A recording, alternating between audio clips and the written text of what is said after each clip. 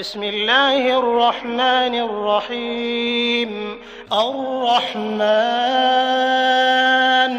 علم القرآن خلق الإنسان علمه البيان الشمس والقمر بحسبان والنجم والشجر يسجدان والسماء رفعها ووضع الميزان ألا تطغوا في الميزان وأقيموا الوزن بالقسط ولا تخسروا الميزان والأرض وضعها للأنام فيها فاكهة والنخل ذات الأكمام والحب ذو العصف والريحان فبأي